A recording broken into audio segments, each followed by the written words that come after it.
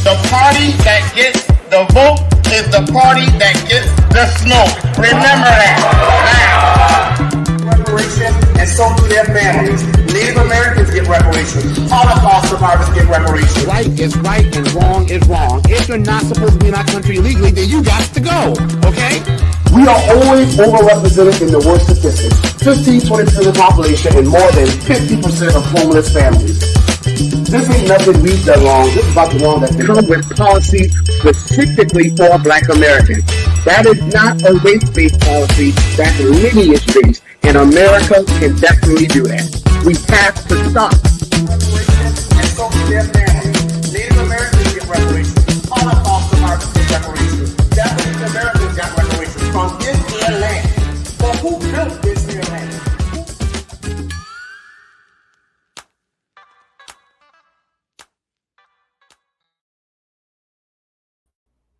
All right.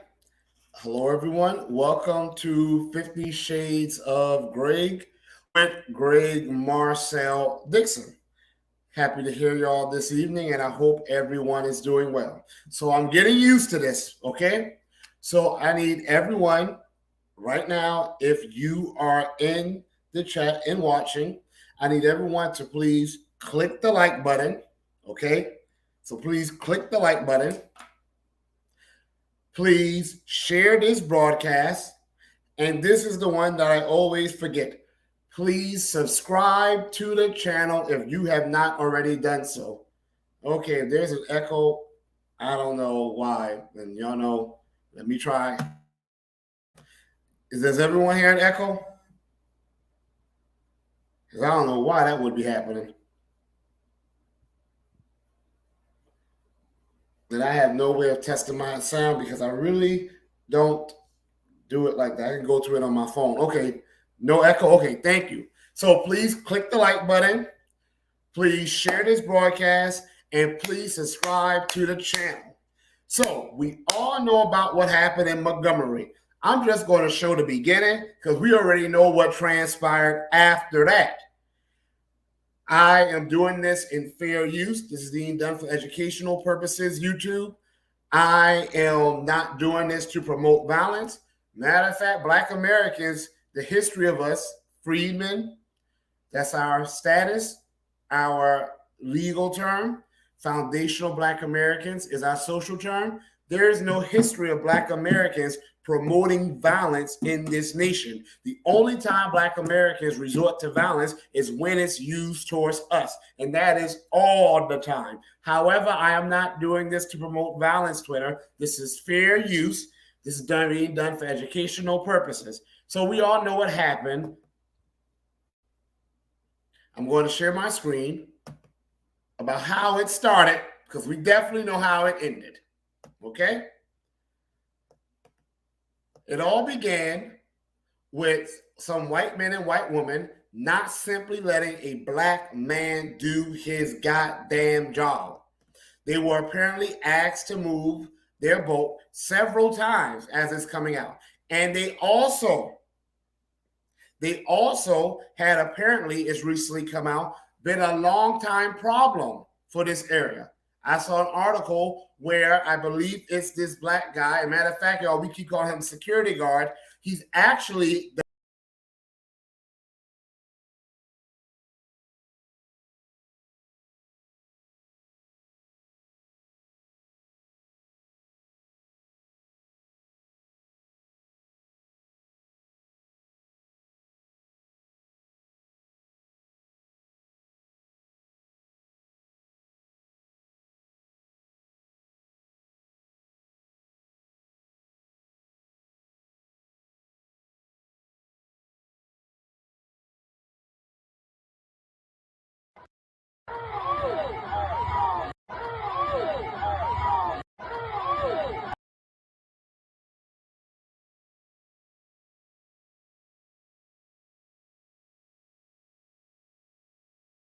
So now I'm going to give us the signal. I just threw my hat in the air. I'm going to talk about the message from what happened in Montgomery. I'm going to talk about the message from what happened in Montgomery. and from the movie They Cloned Tyrone. Now, They Cloned Tyrone in our era of social media is already an old movie. Okay? It's already an old movie. However, the message for us is even older. Matter of fact, the message for us is one that we learned the moment this nation was colonized, the moment we were enslaved in this nation, the moment that we built this nation, the moment that we emancipated ourselves in this nation, the moment of the civil rights movement, and the moment thereafter. The moment is there's no one coming to save us, as I discussed in my last broadcast. But now, y'all, the next part of that discussion is that we don't need to be saved. Oh, yes, we are in deep danger. There has not been a second where we have not been in danger in this nation, okay? So that's a given. That goes without saying. But the message, we don't need anyone to save us because we already have the people who will save us. And those people are us.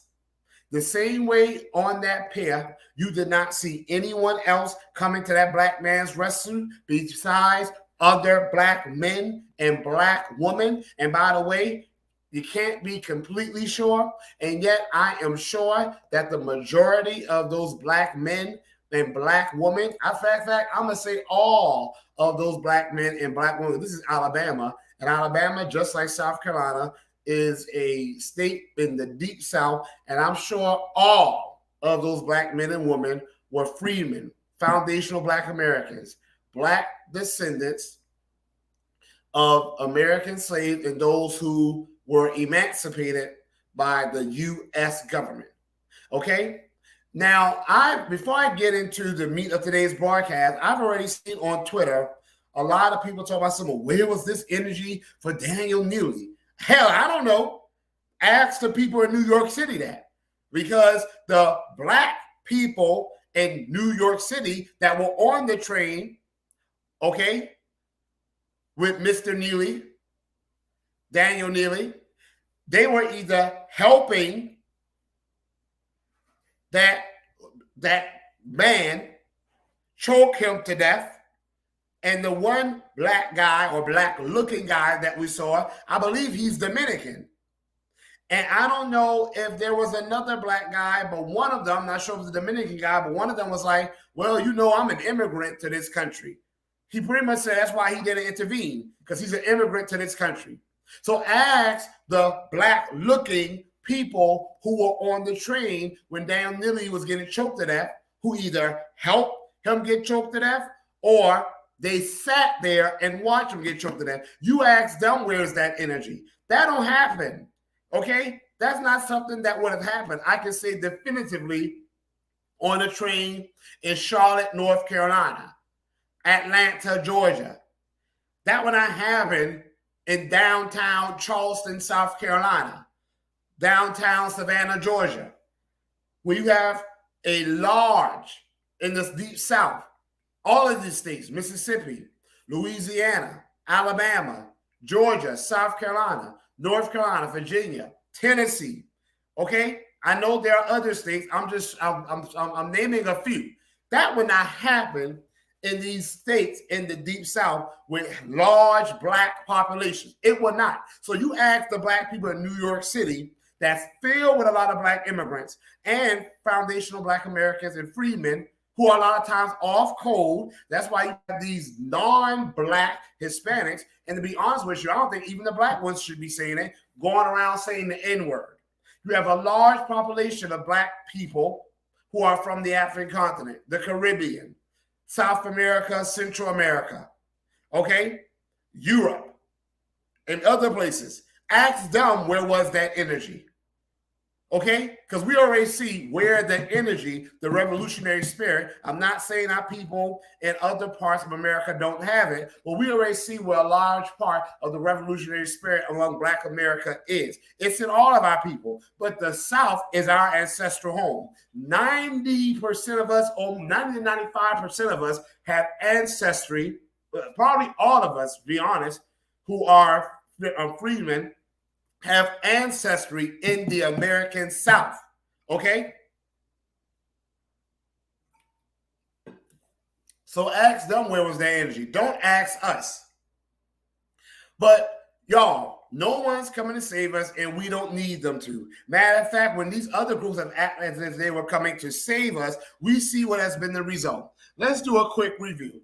After the end of slavery on paper, chattel slavery, we had white people in the Republican Party. There was a small amount who were truly for us. Some of them said, line up the Confederates and execute every single last one of them and give all the land in the South to Black Americans. But the majority, even a lot of the white abolitionists who appeared to have been for us, who appeared to have wanted to save us from chattel slavery, do you know a lot of them blamed us for the Civil War? They did not blame the enslavers. They did not blame the white people who committed treason against this nation. No, they blame us for wanting to be free as the cause of the war. Did you know that? And these are the people who are for us. Then they said that in order for tensions to ever subside in the United States of America, they said that we needed to leave. They said that the only answer was for us to self-deport. Now, keep in mind, there has never been an America without Black Americans, and there will not be an America without Black Americans. And anyone who wants to say differently, if you want to say that the only reason America exists is because of our collective efforts, if you want to say that slavery did not build America, then you need to argue if you are not a Black American, if you are of another racial ethnic group, and you have roots in America, and you want to say that America is here not solely because of slavery, then argue with your ancestors. Because one of the reasons why they maintained chattel slavery, according to their own mouths, was because they said the nation could not survive without it. The reason immediately after chattel slavery ended on paper that they started sharecropping to keep us working on these damn plantations. The reason they started debtors prison so they could lock us up and keep us building these railroads and building infrastructure was because they said the nation needed our labor. The reason why some Black people were emancipated or kept in bondage was not just because of our physical labor, but our intellectual labor as well. Look at the history of inoculation in the United States of America. It was a Black man who had experience from Senegal who taught the white enslavers how to inoculate themselves against diseases. Lewis Latimer, who was a child of two freemen, foundational Black Americans escaped from slavery in Virginia, he pretty much revolutionized the world and installed the first electrical grids in the world. His light bulb was competitive with Thomas Edison's light bulb. His lamp was the first or one of the first sources of electricity sold in the world. Okay? Look at the history of Granville Woods, who pioneered one of the first uses of wireless communication, electric wireless communication. Black people, we had always been communicating with each other wirelessly. That's why they took the drums from us.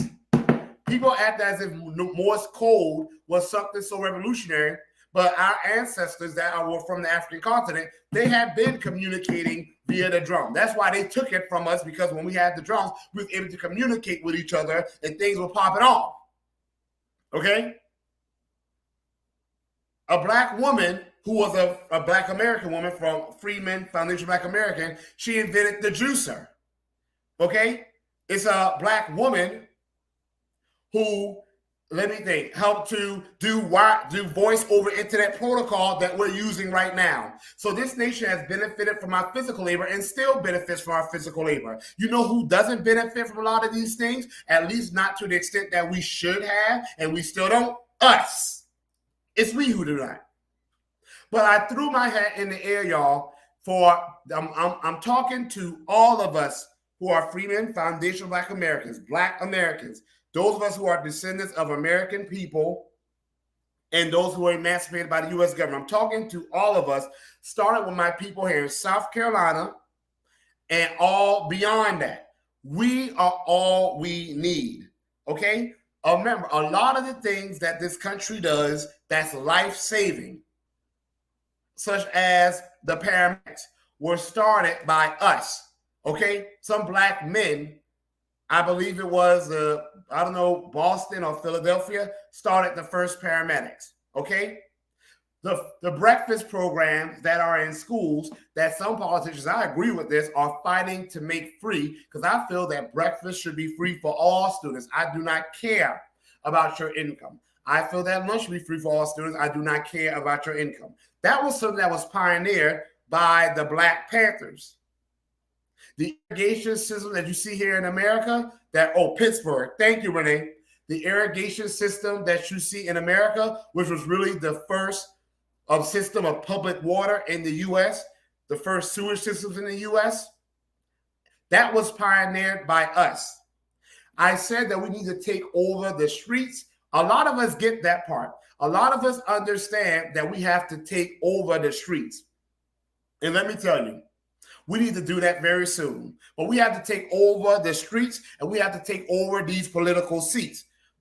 I'm going to mention this again, but I'm going because I have some Black men who are very active in different parts of South Carolina who will be joining me very soon, okay?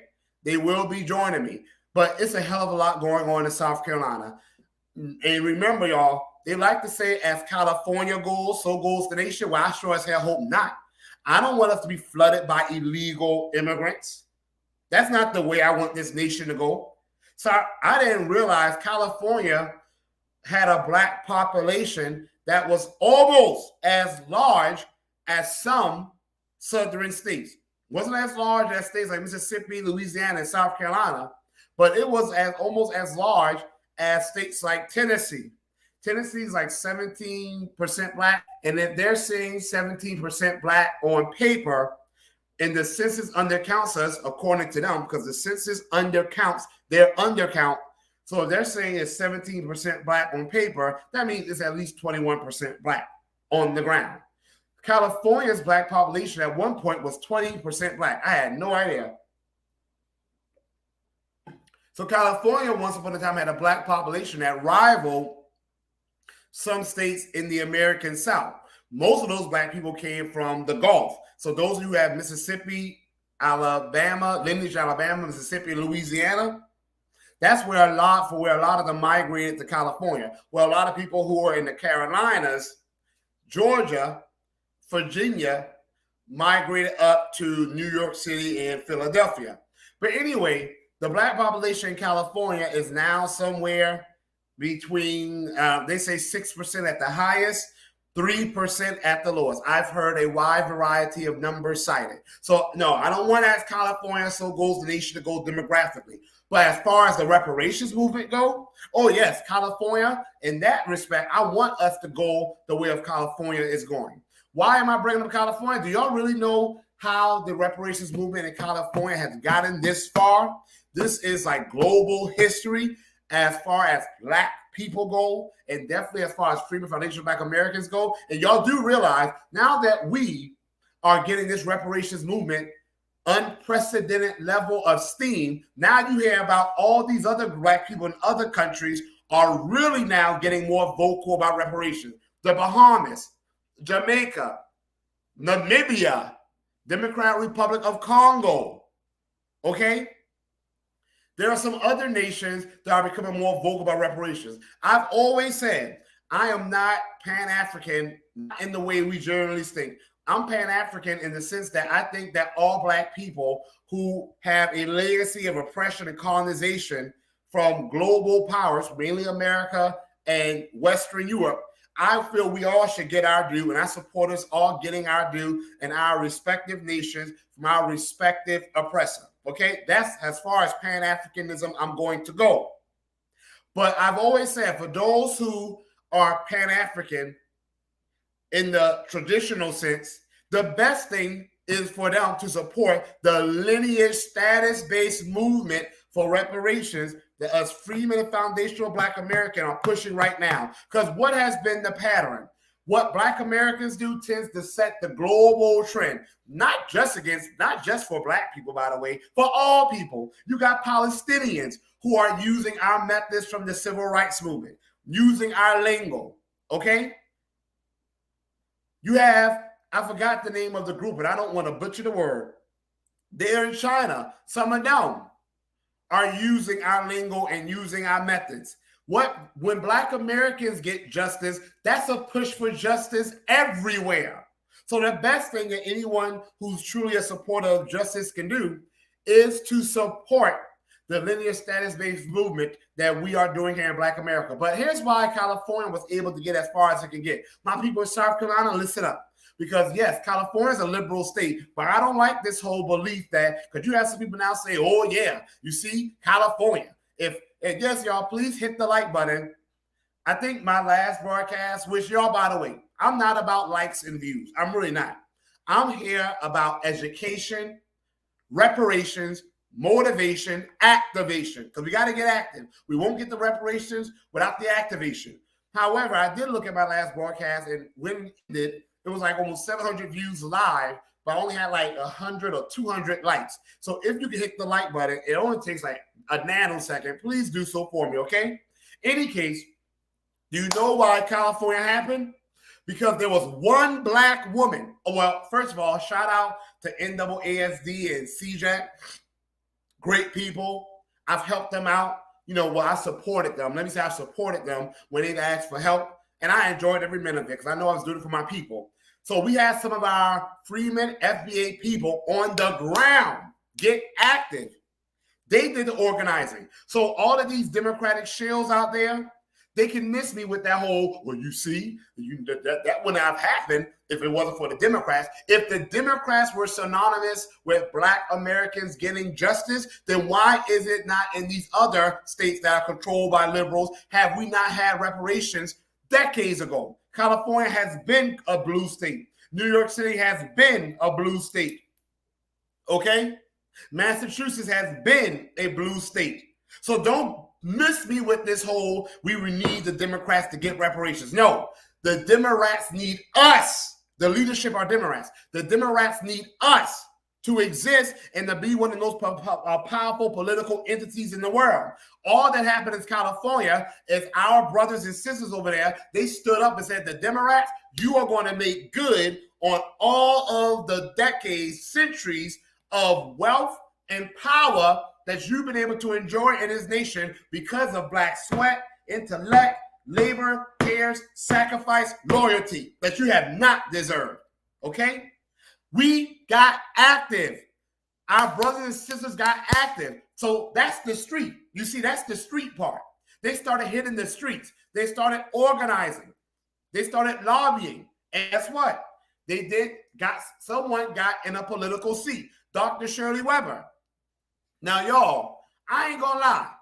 When I first came across Dr. Shirley Weber, I thought she was not boule, because if she was so boule, she wouldn't be pushing for reparations for our people. And not only is this reparations in California, it's lineage status based. Okay? So, but when I first saw Shirley Weber, I was like, you have our people who get in office who they don't hate us now. They don't hate us, but they're still not, they still don't understand us. And I feel like some Black people who have achieved or gotten a level of comfort, I feel they're out of touch sometimes with our pain. And I thought that of Dr. Shirley Weber. Here's Dr. Shirley Weber. I was like, I'm glad she's pushing reparations. I appreciate that. But she's probably just doing it for show. She's just doing it. I don't know. I was attributing all type of things, even though I was proud and appreciative of what she was doing. But y'all, I heard Dr. Shirley Weber speak. And I learned about some of the things she's going through. Y'all, this woman is truly a warrior for us. This woman had Armenians, Native Americans, and Ethiopians, all different groups in California approach her to demand, not ask, they were demanding that they be included in her reparations push. Guess Dr. Shirley Weber, she had proof. I heard her speak. This woman came with receipts because there were people there who could say and would not probably have hesitated whether she's telling the truth or not. She literally, they came and she told them no. She said, this is for the black descendants of American slaves and emancipated people only. She literally told several groups no. Then they came back. They could have just taken no for an answer. You know, when other groups say no or saying you're going too far, everyone respects their boundaries, okay? Everyone respects their boundaries. Tyler Perry just put out some BS tweet and post where he called Barack Obama, he called him a descendant of the enslaved. If Barack Obama is a descendant of the enslaved, he was enslaved by one of those black tribes over there in Kenya.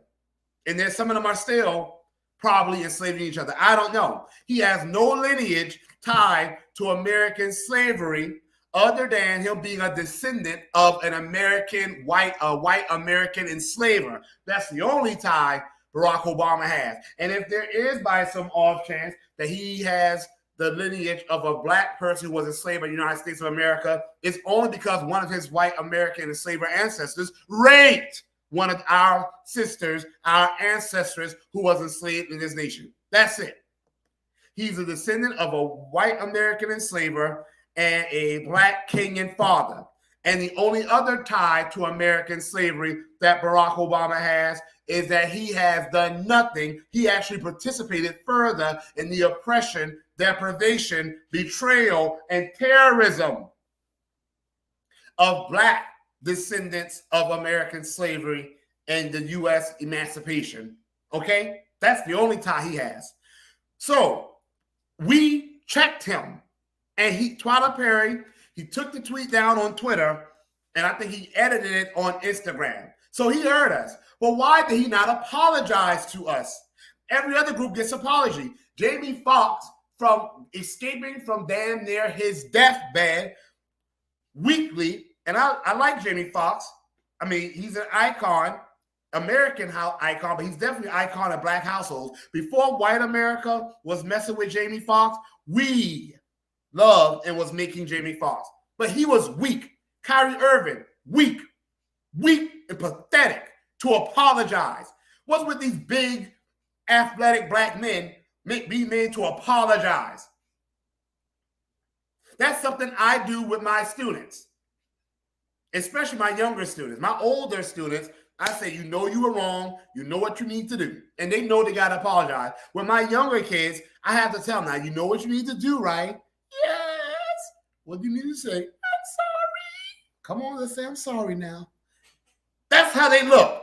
All big and strong and apologizing. Like Clyde Burns out there and Slow Joe Crowbars out there playing golf with their balls. All these other groups. But we don't get apologies. So everyone's boundaries get respected except for ours. However, when Dr. Shirley Weber, and again, y'all, there were people, if she lies, she can get called out on publicly.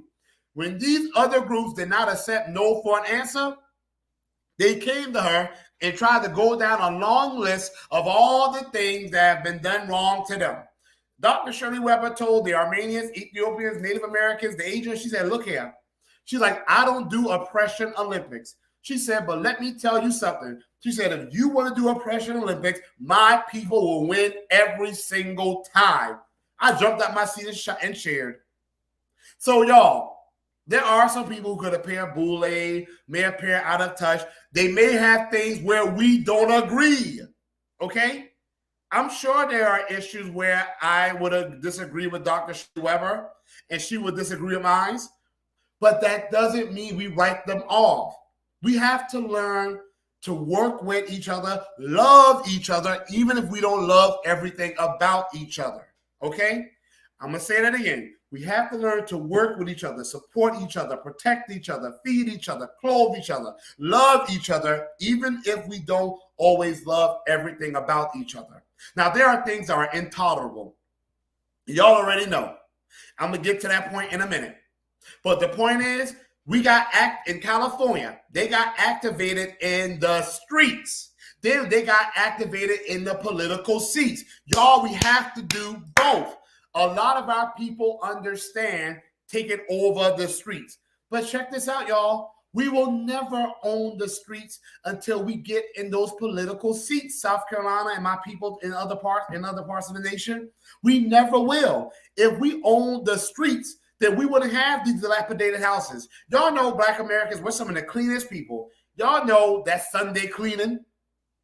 Okay? Your mother plays that Aretha Franklin song. What it is. What's that annoying song? Mama used to play that junk too sometimes. Okay? Your great-grandmother singing church music. You still sleeping. She's singing gospel music as loud as all get out and waking you up. Sunday cleaning. But look at some of our neighborhoods. Dilapidated. Flooded with drugs. Failing schools. Poor infrastructure. No hospitals. No economic opportunities. And if there are economic opportunities, they're going to gentrify us the next minute so we don't take advantage of opportunity. No public transportation. Okay? Black Americans, we are the #1 group for food shortages in America. That's not a reflection of us. That's a reflection of what has been done to us. If you have not subscribed to this channel, please do. It's not for me. It's not for you. It's for all of us. This is me. Look, I actually enjoy doing this. When I first did this, I was like, I said I'll do 6 of them and I'll be done. I actually enjoy doing this. I really do. Your great-grandmother from South Carolina, Jesse? That's every time I say great-grandparents, I get emotional because I'm still, 8 years later, I'm still grieving over my great-grandmother. Both of them, but especially my Nana. Who died, like I said, when I was 31 and she was 101. Good mind, good body, good soul until like 6 minutes before her death. Anyway, y'all, we will never have control over the streets. You know what it is? Trying to take control over the streets is like trying to stop a flood of a cracked dam with your hands. That dam's going to burst and there's nothing you can do about it. We keep trying to deal with these issues that keep happening in our community. Oh, there was a shooting over there. Let's do a Stop the Violence rally. Oh, our people are starving. Let's do a food drive. Oh, our kids don't have any school material. Let's do a back to school drive. Oh, our people have transportation. Let's arrange some rides. That is wonderful. We should be doing those things. But y'all, if we're always having to do food drives, that means the system is always starving us.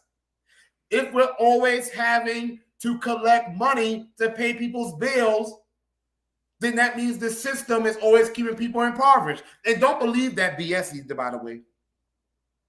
Don't believe that BS that we are frivolous with our money. No, that's not us. That's all these other groups. Because who's in charge of these large corporations that this country is always having to bail out? This nation has been tens of trillions of dollars. Obama alone spent $29 trillion just to bail out the banks. That doesn't include the auto industry.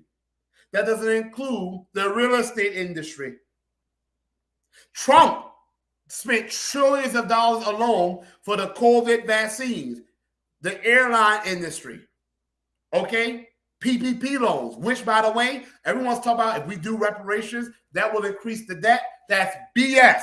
Because you know how? The PPP loans were trillions of dollars. Guess what they're doing with the PPP loan debt right now? Canceling it. They literally just typed a button in a computer and the debt for the PPP loans are going because debt is an imaginary thing in America. America doesn't owe any other nation when we use our currency. America only owns itself. So if America wants to cancel debt, they can, and they have done. America has canceled hundreds of billions, if not trillions of dollars of debt that other countries have owed us from war, from loans. America has canceled debt from programs they've done, and they're canceling debt right now from PPP loans, trillions of dollars. So Black Americans have actually been shown to be the most frugal with our money. Even though we have the least amount of wealth, we save the most. But we don't have to be perfect. to get what we deserve. We could be the worst people and we will still be on reparations. Us being the best people, historically speaking, as a group, is just the damn cherry on top. If we're always having to do a stop the violence rally, that means the system is keeping us in balance. It has been shown many times. The longer a community is in poverty, the higher the crime rate will go. And do y'all really know when American violence started? American violence started with slavery. Okay? I don't want to hear about what any white person, any other person has to say. White people have spent centuries, not all, I'm talking about as a group, centuries raping, killing, pillaging, committing massacres. Black Americans, white Americans still commit crime at the same. The difference is Black Americans actually commit crime at a much lower rate than Black Americans. I mean, Black Americans actually commit crime at a much lower rate than white Americans. You know why? Because 60% of those wrongly arrested, wrongly convicted are Black people. So there's a lot of Black people locked up right now and convicted for crimes that they did not even do. White Americans are actually the most likely to be guilty of a crime and not be convicted and sentenced. Okay? So we're not going to let the dusties in our community categorize us. However, the movie, They Cloned Tyrone, which I really enjoyed, by the way. I enjoyed it so much, I had to go and resume my Netflix subscription. I canceled my subscription to Netflix when they did that movie on Jeffrey Dahmer, which I never watched, I'm never going to. But they did not even contact the families of the victims. It's like Black pain doesn't deserve any sympathy. There is no group in this country, in the world, I would say, that has been through as much pain and suffering and evil as Black Americans have experienced, and yet we get the least amount of sympathy. You know why? First of all, I don't want your damn sympathy. Okay? I really don't. I want, and I'm going to get, and I demand justice. I demand my constitutional rights be respected, and they will be respected. However, I resumed my Netflix subscription to watch They Cloned Tyrone. Did y'all get them? If you have not seen it yet, I'm about to give some very light spoilers. If you have not seen it yet, I'm about to give some very light spoilers. In the movie They Cloned Tyrone, I don't know where it took place. They deliberately did not say in which state they were in. They also didn't say which timeline. It seemed like a mixture of the 1970s with the early 2000s. That's the vibe I was getting. Because they had cell phones. 9/11 already had happened. Okay, they had the internet, but they didn't have smartphones, or the phones seemed to be still analog phones. And yet the clothing, the fashion, the music was very 1970s. So it was like they took a mixture of the 1970s and the early 2000s. Because the hip hop music I heard playing was very much like early 2000s vibe. Almost gave me like a Nelly kind of vibe. No, I think it took place in Tennessee. Yeah, in the cars too, right? I think it took place in Tennessee, y'all, because Tiana Parrish's character, she was like, okay, I'm going to Memphis. And the accents, the people had a southern accent, but it had like a slight Midwestern drawl, at least. The main character, John Boyega's character, I think it was Tennessee, because she kept mentioning Memphis. I'm going to take the bus to Memphis. So I'm thinking it's Tennessee, or was it Georgia? Because I think, didn't they show palm trees at one point, y'all? Did they show palm trees at one point? I don't know. I have to watch it again. I do want to watch it again. If they show palm trees, then it could have been Georgia or South Carolina. Because they didn't really say. In the movie They Cloned Tyrone, they are in this hood, this hood. And I don't say hood disparagingly. Island hood. A hood just means an area that's a concentration of impoverished people. The hoods were deliberately done. In the end, okay, right. In the end, that was LA. So I think the main setting, I'm going to say that was Tennessee. It looked like Tennessee. Any case, though, in the movie They Cloned Tyrone, and again, I'm not saying hood disparagingly. Remember, America made the damn hood. The projects It's interesting. And they clone Tyrone. They're in this hood that has a lot of issues. Violence, yeah, it could have been Atlanta. Violence, poverty, drug use, and some of the issues, even though it didn't start with us, some of the issues, at least on the ground level, were being perpetuated by us, being continued by us. The main character was a drug dealer. He had his good qualities, like mentoring the young boy, because the young boy reminded him of his brother, and whatever. But you had the drug dealers. Tiana Parrish's character was a prostitute. Even though she wanted a better life, she finally said, I'm done, I'm leaving. And yet, they discover that there is a system underneath them that's making clones of the worst type of people in the community to keep us in those conditions. The system is controlled by a white guy or some white people, a white guy and a black guy who felt the only way for us to get peace was to assimilate with the general society. Y'all, did we not get that? Where do you call sometimes it's apartment complexes that receive Section 8 funding, but where do we generally call? What's another term people say for the ghetto or the hood? They'll say the projects. It could refer to an apartment complex, or sometimes people just refer to a general area. It was literally a project to try to get us to eventually assimilate into whiteness. The black guy felt that was the best way to go, and the white guy was just getting off on having control over us. So even though there were individuals who were making awful bad decisions, the system was keeping them in those bad decisions.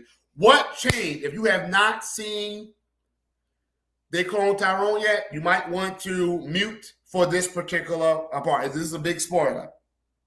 It's a light spoiler, but it's still a spoiler. When did it finally change? It changed when the brothers and the sisters said no more. And they took over. They destroyed the system and made one of their own. It also showed, remember, first of all, shout out to Tiana Parrish, even though I'm still upset Tiana Parrish because she was in that damn slave play. She won't talk about it because she knew she was made a bad decision for that. She was in the first showing and she never went back. She won't even talk about it. Tiana Parrish's character, when they discovered the system underground, she's like, hey, she went to John Boyega's character. It's like, what are we going to do? Remember John Boyega's character was like, I'm done, ain't nothing here. He wanted to give up. A lot of us have given up. I think the majority of Black Americans, we are still hopeful people, but I think a lot of us, at least our actions show that we've given up. And remember Tiana Parrish, like, we just can't give up on our people. There are good people here. Good people here. And remember, he was like, what good people? The dope boys, you sucking men off or whatnot. And Tiana Parrish, she sent the package. I think she sent some package out. You might be related to her because she's from South Carolina. I think she's from mountains part of South Carolina, but of course she has family down here by the coast too. Yeah, because she is from South Carolina. I saw you say you have relatives in South Carolina, so you probably are. Oh, she's from Columbia, South Carolina. Hopkins is a small town right outside of Columbia. Okay, yeah, she's from South Carolina. Anyway, she's gorgeous. She's gorgeous to me. Any case, though, she was like, we can't give up. And she left. She ends up getting kidnapped. And that's when Jamie Foxx, now remember, y'all, at first, it seems like Jamie Foxx was just a pimp. And she was just one of his hoes. But Jamie Foxx actually really cared about her. He was like, hey, man, I ain't seen Tiana. You see, to me, that's showing that even when we as Black men and Black women, or Black men and men, Black women, even when we have our fights and conflicts, at the end of the day, like in Montgomery, Alabama, we are still, at our core, we love each other and we're going to look out for each other. Okay? Jamie Foxx, the reason John Boyega's character got activated was because he was like, where is Tiana Parrish? That wasn't her name. Matter of fact, I forgot her name. I know the main character name was Fontaine. Whoa, I forgot Jamie Foxx's character name. I forgot Tiana Paris's character name. But y'all, it gets deeper than that. Remember Biddy? Biddy was the prostitute with the pink hair. She just seemed to be a prostitute. But there's a part about her character that you probably didn't catch. Let me tell one of the black men who's very active here in South Carolina is trying to come on. Let me help him out. He needs to connect his camera and microphone. Yo-Yo. Okay, right. Yo-Yo. We all know a black woman or black girl in our area named Yo-Yo. You need to connect your camera. What was Jamie Foxx's character's name, y'all? I forgot. What was his name? Anyway, remember Biddy, the prostitute with the pink hair? I remember her character because the pink hair or the pink wig or whatever she was. I think it was her hair. Remember how at first she was like, I want to get some money to go back to the university? They only showed that part once, and it was only like 3 seconds. She just seemed to be a regular prostitute, right? But she ended up helping to hatch the plan that Jamie Foxx's character, Slick Charles, Jamie Foxx and Slick Charles, she ended up being crucial to the plan to save the town, the city. Jamie Foxx and John Boyega came up with the plan, but they would not have been able to do it without Biddy. Because remember, John Boyega's character had issues in tension with the other black guy. So they hated each other.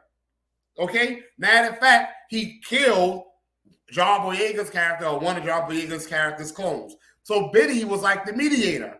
She had to communicate the message and get everybody arranged. Then the guys got together and took over. But do y'all remember the part where the clones were out on the street? The clones were out on the street naked. They dropped little nuggets there. The clones were naked, but remember, the clones were clothed eventually. They said the people in the community were giving the clones their literal shirts and shoes off their backs and off their feet. That was showing that in spite of all of the crap we've been through, and even though some of us on an individual level make awful decisions, at the end of the day, the character of Black America, and when I say Black America, I'm just focusing on Black Americans, those of us who descend from American slaves and people who were emancipated by the U.S. government. Our character at its heart is to nurture, care, protect, provide, and fight for one another. Take care of one another and fight for one another. Okay? So, y'all, I have someone here with me. This is Jamal Bradley. He's very active here in South Carolina. Okay? And I have one person has been trying to come on, but I have not been able to get him in. They're telling him that he needs to connect his camera and cell phone. He might be having some technical difficulties. But I have Jamal Bradley here, and he's going to come on, and we are going to, I want to have a discussion. Okay, this is not going to be an interview. It's a discussion where we are just going to talk about how we can take over the streets, but also the need to take over our political seats. Because that's what happened in They Clone Tyrone. That's the ending of They Clone Tyrone was the black people taking over their community. Remember, the only thing they owned in that community was the church. That was it. They probably didn't even own that. And the preacher was just telling them to trust, not to take action for anything. The chicken joint, and notice, they only owned the church. They didn't own the restaurant, even though it was black people's cooking all the food. The restaurant was wildly popular, but it was owned by the white people who was running the system. All the wealth was going to them. The nightclub, 100% of the customers were black. They were playing black music, black fashion, our culture, Black American fashion and culture. But we didn't own it. It was owned by the white guy who was keeping the system in action. Okay, yeah, it sounds like almost every black neighborhood. Even when we're doing wealth, we are a lot of times still not in control systemically. So, hey, Jamal, how are you? I'm doing well, brother. Thanks for having me on, man. Is it Bradley or is it Bradley? Bradley. Bradley. Okay, good. I got it right. So, Jamal, tell us some things about yourself, just so people can know you. I know you're here in South Carolina, but just give us some background. We have a lot of South Carolinians in the chat. Well, this is a discussion that needs to be had. I said the message of the Montgomery. I know you saw that Montgomery Raw. Who didn't see that yet, man? Right. Yeah, and I was like, and have you seen the movie They Clone Tyrone yet? I did see it. I thought it was real good, well put together. A lot of jewels dropped in it. Like a lot of other movies, songs, and things like that, it's on us to pick up on those things. But I think we're here today to dive a little bit deeper into that. Again, my name is Jamal Bradley. I host the South Carolina Juneteenth Freedom Festival. Have been doing that here in Columbia, South Carolina, for 7 years. We're in the process of planning our 8th annual Juneteenth Freedom Fest here in Columbia. I'm also an active community member. The shirt that I have on right now is an initiative that I'm pushing right now. It's called Black Men Work. I'm tired of the negative stereotypes about men in our community. It's too many of us good brothers in the shadows, and I'm asking those brothers to come out into the light so that examples of good men can be seen. The mission for that is to reshape the narrative surrounding Black men in our community by highlighting their achievements, talents, and contributions. We aim to challenge the prevailing stereotypes and misconceptions that overshadow the positive stories and successes of Black men in our community. So that's Black Men Work. We got the page and sharing everything like that. And I have another Black man, a Black warrior who's very, very active. Hold on. I have another Black man who's very, very, very active here in South Carolina. Jamal is in mainly the Piedmont and Columbia area, right? In Columbia, yes. Justin is very active, probably throughout the entire state, but he's definitely based here in my neck of the woods, the Low Country, Charleston, which I know is like an hour from me. I'm in Ridgeland. So, and depending if traffic's not bad, I can get there in under an hour. Justin, why don't you tell us some things about yourself, where you're active, what you do? So this is going to be a discussion. It's not going to be an interview. It's going to be a discussion. Cool. Well, greetings to my brothers here, first of all. Hope all is well with you. My name is Justin Hunt. A lot of people call me Chuck King. I have a lot of state love when it comes to Black love. I'm one of the moderators of the South Carolina Black Activist Coalition, and mainly just service, really. We do a lot, but my biggest goal is to get us to work together for the common initiative of our people. And I guess that's why I'm so happy about tonight, because I think that has a lot to do with the discussion. But I'm all about unity. Thank you. So like I was saying to Jamal, I don't know how to pronounce your name, Ishnine.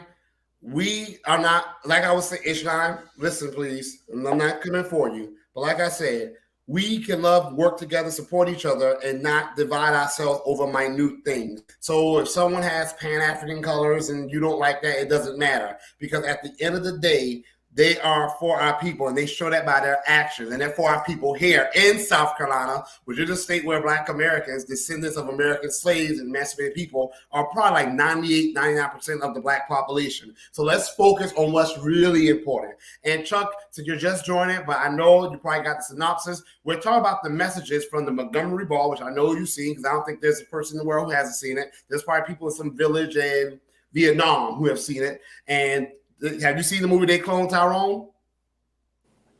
I have not. I've only heard things about it, so I know there might be some spoiler points, but I want to sit down and have time to really take a look at it. So well, when you see it, you're going to have to dissect it. I'll give you, this is not a spoiler, pretty much the message is that there's a system in place, and we have to not just take over our streets, because in the community, the Black people were the majority. It was all Black community, but they had no control, no power.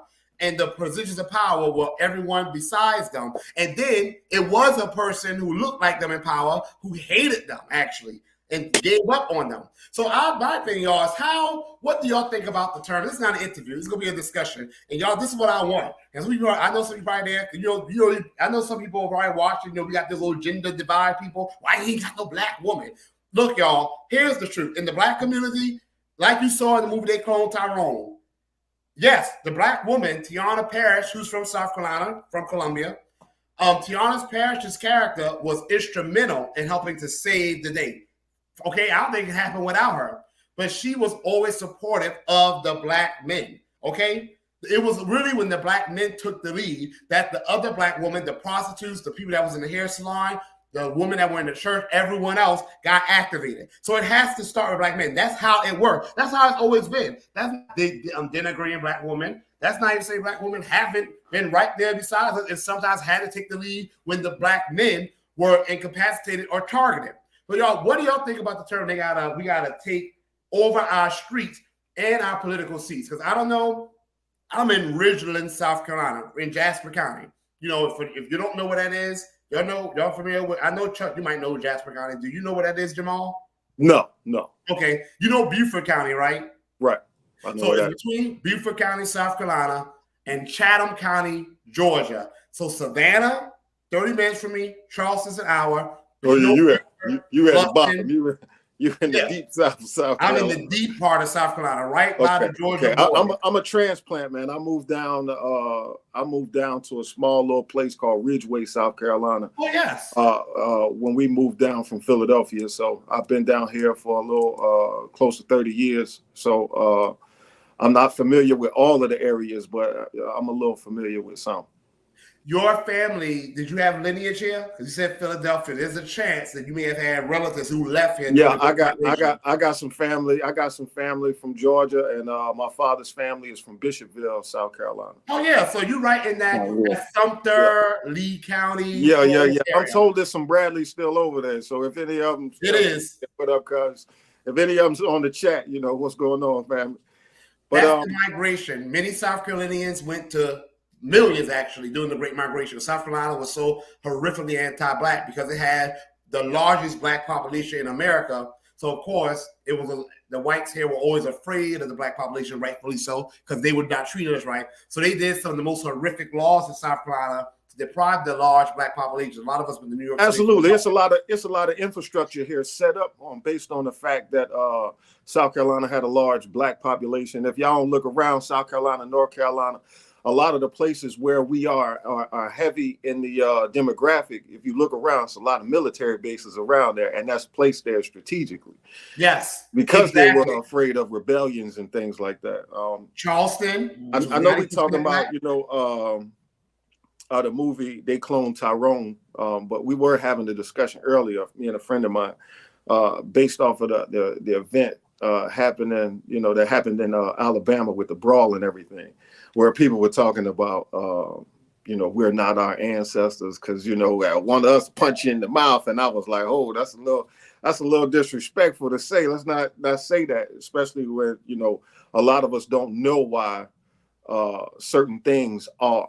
We're here because of some of the things that our ancestors went through and sacrificed for. But in that movie, which, like I said earlier, had a lot of jewels in it. You were speaking about, the woman being instrumental. I think, and again, the thing that the initiative that I'm pushing right now is Black Men Work. But I think there's a huge divide in our community between men and women, and some of the conversations should always include one and the other. They should always be together. We can't talk about taking over anything without talking about being unified and doing that in any movement alongside our women. I agree. And what I was saying is you're right. The military bases, there was no place in the country blacker than Charleston County and Beaufort County. I'm in Jasper County. Jasper County did not yet exist. Jasper County was just Beaufort County. And both of them have some of the largest military bases in the nation. Charleston has the Citadel, which is a large military institution, and Beaufort has Parris Island, which is one of the largest bases east of Mississippi. because they wanted to try to keep the black population down. So y'all, I'm in a rural area. People often think of violence, street violence. They think of like the urban areas. No, the Yemassee, South Carolina, which probably has no more than, I don't know, 500 people. We just had a drive-by where over 100 shots were fired. Hampton, South Carolina, just had a guy shoot another guy in the park, broad daylight. Had someone rob a train station and killed, I think, an officer, some guy. Allendale, South Carolina, I think last year or so, had like a mass shooting in a nightclub. I think several people died. I'm here in Ridgeland. 3 of my former students killed another one of my former students, allegedly in Beaufort, and then killed another man allegedly in a nightclub. This has all happened within the past 2 weeks. And I don't read the news a lot because I'm tired of reading that. So what do y'all think what needs to happen? And my theme, because I'm running for office for here in South Carolina, U.S. Congress, South Carolina District 6, is currently held by James Clyburn. And whether I win or not is besides the point. My point is I'm trying to be an example of what I tell my students. I'm a public school teacher. I say I will never tell you to do something that I have not already done or would not do if I were in your position, okay? And I always tell my students, if you see a problem, I want you to be part of the solution, not just complain about the problem. So my thing, I realized as a teacher, I was doing food drives, mentoring. I was supporting a lot of things. My students were soaring under me. Jasper County was one of the lowest performing counties in South Carolina, educationally speaking. And South Carolina is one of the lowest performing in the nation. So I've taught in probably one of the lowest performing counties in America. And yet my students were soaring.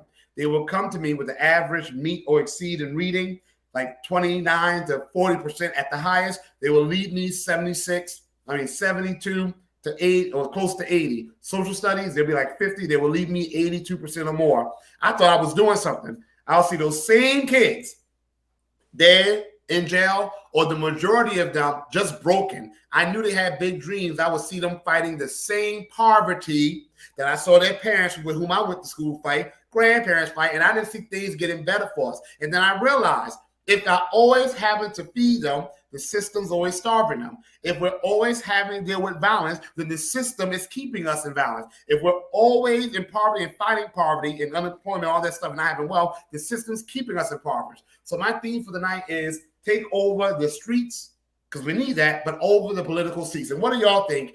Jamal, you go, and then Justin, we go to you. And Daryl, welcome. When we get to you, you can introduce yourself, and then we'll talk, okay? I'm gonna just piggyback off of what you were saying, and you dropped, a few things in there, and it's all interconnected. You mentioned education, and you mentioned poverty, and then you talked about violence. All of those things are intertwined. When you talk about South Carolina, I think South Carolina is a real big manufacturing state. Right? There's a lot of plants and things like that here, and they don't require much of you to get those jobs, to be able to lift 50 pounds and pass a basic skills test. And school is set up for you to just be able to do that. Besides manufacturing, I think the top of that is tourism for South Carolina. So it's not much education involved in you working at a hotel, at a bar. You know what I'm saying? So it's that. And then there are 26 prisons and juvenile detention centers here as well. The education system needs to improve. So who we vote for and put in those places is all connected. Just in my opinion, through some things that I observed, but I'll let somebody else. Justin? Man. Firstly, I'll always be an advocate for putting the correct people in the positions of power that we can. And I use the word can because, as you stated earlier, that whole system is not built for us. Now, we still have to work through it. We still have to go through it. But recently, through my fighting and my learning, I've grown a lot more. I believe our solution is self-sufficiency. And when I say that, I'm not talking about millions of dollars of resources, which we need. I'm not talking about assets, which we need. I'm talking about us being collective.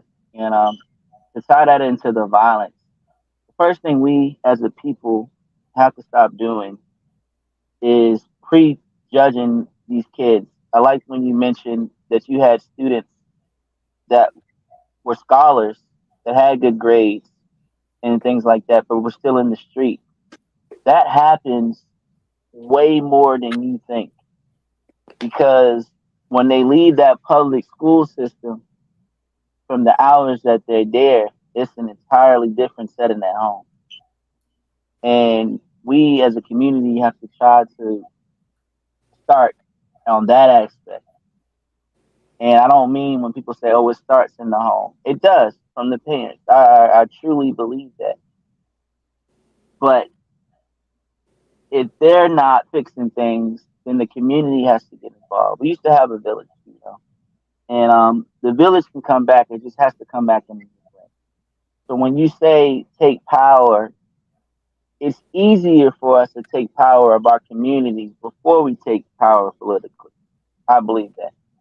If we can get everybody on the same page in our community, we can run together self-sufficiency to a certain extent, rather than fighting to get people in chairs, which we'll always do, as our ancestors have. But our ancestors also had their own community, and they also had a certain order in their community. And I think that that's the part that I'm more concerned of, because if we don't fix that, no matter where we go politically, we'll always have an issue. Especially with our kids, man. A lot of the kids that I mentor, a lot of the kids that I've been around, you have straight A students. Some of the, I don't want to label them, but they get active, and it's a lot of hurt and pain. You're talking about generational type stuff. You killed my friend, so I'm gonna make you feel the same pain that I feel. I don't care about none of that. I don't care about school or none of that. You took somebody from me. We're inflicting pain on each other because we don't know any other type of love. And I mean that, So I think it's a cancer that we have to fix from the inside first. And I think that if we can do that into the possibilities that we're able to, then we can talk about political power. I'll share this and I'll stop. One of my boys, he's a barber, and he was like, Jay, he always like watching stuff, and he votes. He's like, what if the black community could come together first, put all the differences aside, and meet all candidates, whether they were black, white, Puerto Rican, or whatever, and sit down with them and say, what can you offer our community? And then collectively decide who they're going to vote for, whether it be Republican, Democrat, or anything like that. We got to get some type of umbrella. And that's my passion, but I think that that's an actual solution to the catastrophe that we're in right now. I'll tell you what, you mentioned order in our communities. There's a reason why they've always tried to destabilize our community. Even during the days of chattel slavery, they were giving us horrific drugs. There's a reason why they took black men out the community via debtors, prison, mass incarceration. There's a reason why before the crack epidemic, we forget about the heroin epidemic.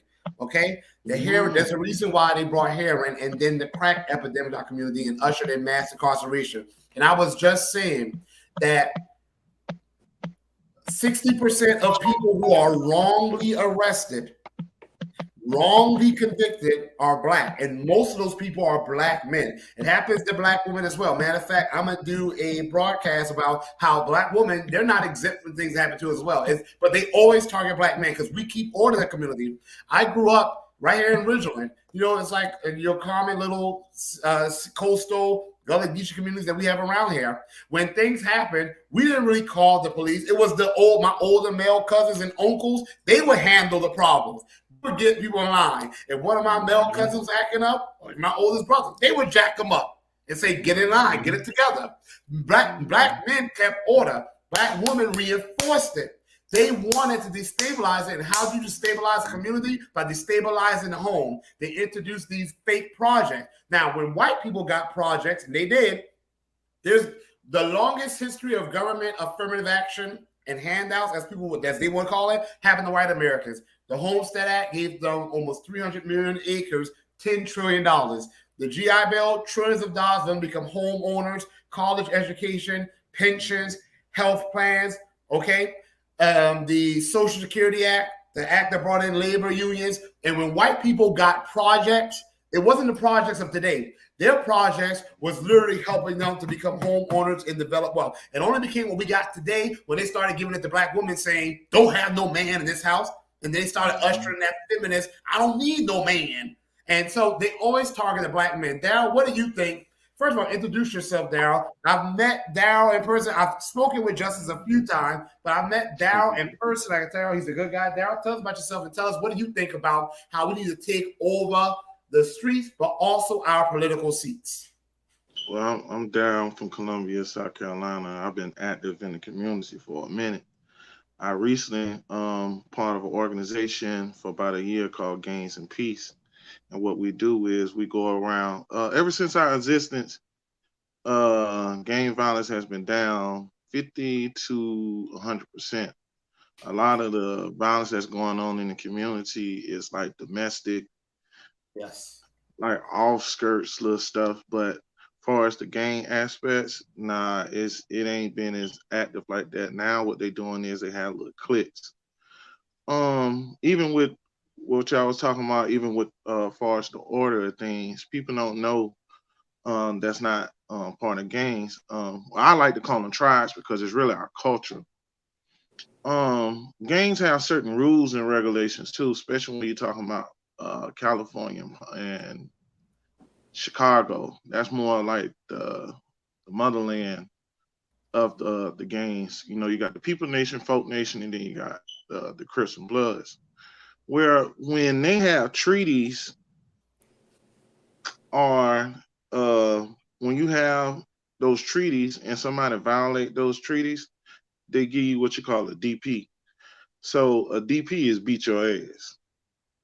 Or it ain't nothing but like what they used to do with ancient warriors. If a warrior get out of line or somebody in that village get out of line, and we tell you don't do that, we got a peace going on, they gonna violate you.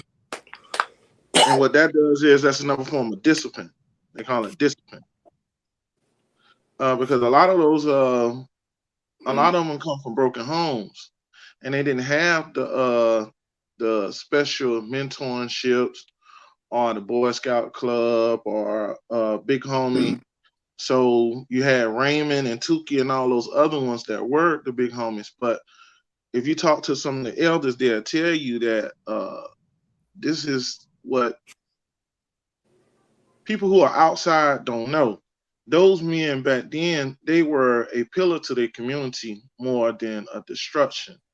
The destruction part didn't come on into, you know, we already know the political far as COINTELPRO interfering in certain stuff. And, you know, they putting the drugs and like they were saying, the heroin and type stuff. So you had speed and all these stuff. They was experimenting on our people and stuff like that. That's when you start seeing them start acting all crazy and doing all kinds of violent stuff. And just a history of this neighborhood not getting along with each other and not seeing eye to eye.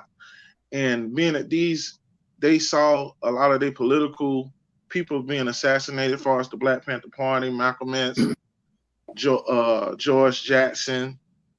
They were mimicking that. And they didn't have that experience. So instead of them going and communicating with this other neighborhood, they were going forcing. Well, if you don't get along with us, we're going to fight.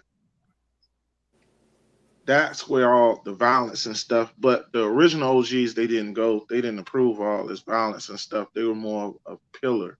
Even I still have talking with them they still disagree with a lot of stuff what's going on. But it didn't got out of so reach. I'm not saying nothing is impossible because anything's impossible. We're doing it ourselves. Brother Jamal, he's been very excellent involved. Chuck, all us are doing our part. But it's all this is this order, getting back into the divine order. History has a repeatings of itself, and that's what we're going through now. Us networking, communicating, rebuilding that gap. But that's what's going on as far as now with the community and stuff. A lot of these kids coming from broken homes, frustrated, don't have nobody to talk to. Sometimes parents on drugs. You got young parents. You got some people who are like 38 years old and already grandparents. So they haven't even really grown into their matureship, their adulthood, to even understand to take care of themselves alone, to take care of these kids. So they're not getting that attention and they reacting. Come to school reacting, mom having problems at home. That village is not really there. Not saying that they're not there.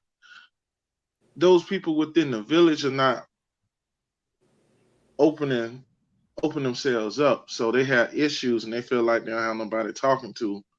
And these kids are feeling that effect, and that's what's going on out here now. And they just wilding. But that's where we come in to offer, where they can come in and they can talk to us if they need help. You know, we there with as far as mentorship, sportsmanship. We got something right now called Midnight Hoops. So a lot of times it's on Fridays and Saturdays. So that, you know, when we was coming up, that was most at the time, 10 p.m. to 2 a.m. We used to go to clubs and get active. So what we try to do is we try to pull them in to where they don't have to be involved in more of that negative stuff and fitting the negative stereotype. So come out and play basketball. Have something constructive to do. But as far as that's where I'm going, and that's what I'm working on as far as the youth. Well, you know what's funny? You mentioned gangs. Gangs were originally like the Crips and Blood. They were originally started to replicate the Black Panthers, okay, Right. which were a positive thing. Of course, this country targeted them, and you had agents and provocateurs who then infiltrated them and made them into what we tend to associate with them. You know, we talk about resources.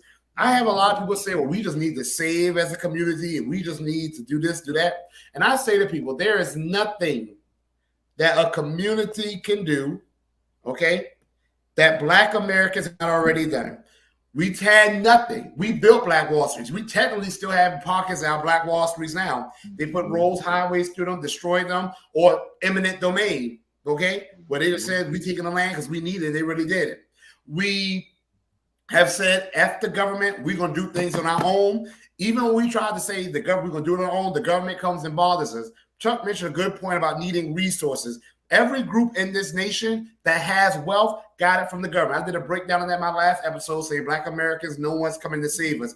Asian Americans got resources, first of all, when Japanese Americans got reparations. But even before that, when the Cold War was starting, and America realized that they needed to get these Asian nations to join them instead of going to the Soviet Union. They gave the Korean industry, the hair industry. People talk about why they own on the hair stuff. They try to make it seem like we as Black Americans just gave up and we don't do anything for ourselves. No, because while even today, if a Black American has almost perfect credit, good income, they are still in some aspects 70 times more likely to get denied for a loan. And by the way, we should not be getting a loan. We should be getting grants. This nation owes us. That's a whole other conversation. The Japanese Americans got the auto industry. But even before that, Chinese Americans were not necessarily treated fairly when they first came, but they were paid, even not fairly, for their labor. Right now, people from the Middle East, a lot of these Afghani refugees are coming here, getting hundreds of billions of dollars, billions probably now, handed to them to feed them, house them, give them education, job training. Illegal immigrants are coming here. In April 2021, one study showed that that the Biden, so-called Joe Biden administration, was paying $69 million, $69 million a week, feeding, clothing, housing, education programs, you name it, for just the children of illegal immigrants. And white America, that goes without saying. I can go on. So the reason people always think about, one thing I hate when something happens in our community, you always got that person that shows up saying, vote, we got to vote.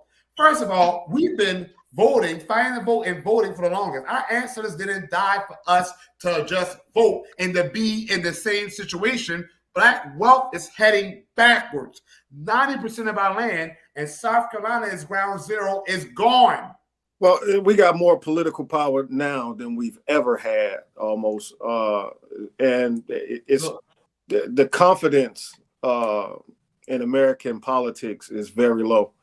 All of these voter registration events that they're having, you get people out because they're offering some sort of incentive to come out, whether it's a gift card or something like that. Yeah, you'll get somebody registered, but candidates that come through here, they don't engage the communities or anything like that. And the parties don't keep their promises. So you're gonna have and I can see where somebody was speaking to this a little bit earlier. Joe's gonna lose, and they're going to blame black men for Joe losing. I take the blame. Blame it. What Chris said, Michelle, blame it on me. They're gonna blame black men. I take the blame for Joe losing because voter confidence is down. The Democrats, along with Republicans, have had super majorities in the last 12 years.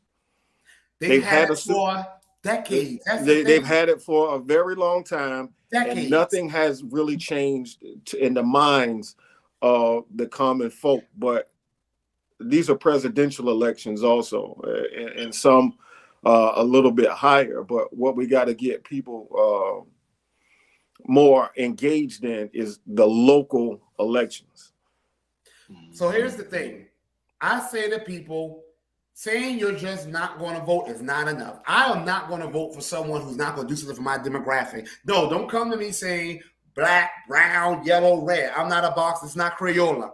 You're going to come to me saying not just black, but you're going to specify the black. Because see, what they try to do is what they tried to do with the black farmers. They tried to make it seem that they had money set aside for black farmers. That bill said black farmers and minorities of color. It instantly got challenged the Supreme Court. They know they can't do policies based on race. The Supreme Court ruling on affirmative action just confirmed that.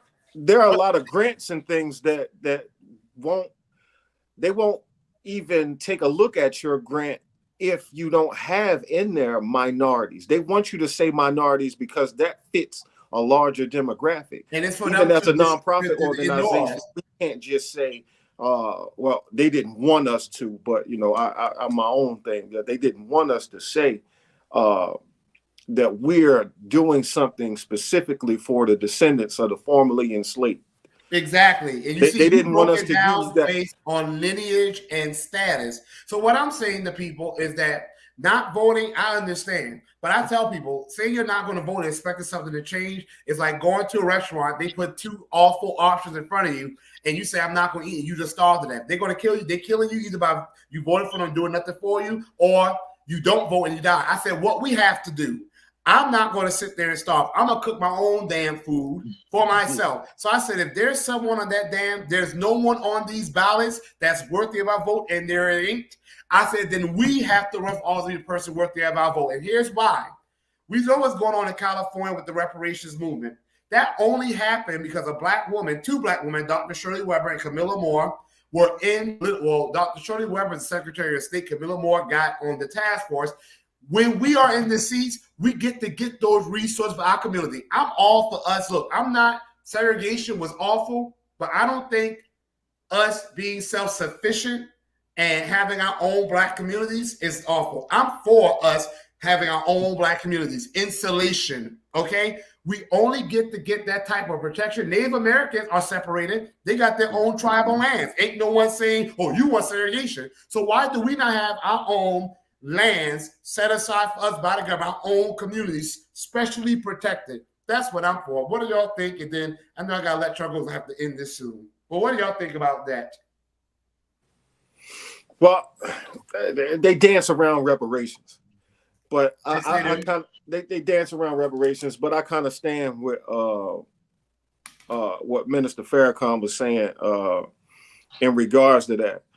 We spend all our money with somebody else. We give away all of the wealth that we have in our community, and then we asking somebody else to give it back. It doesn't really make sense. We asking people for something that we giving away. The lottery gets to $1.5 billion because everybody puts in it. Your $2 ticket that you're going to get to say, oh, I get my shot right here if I put this $2 on these numbers right here.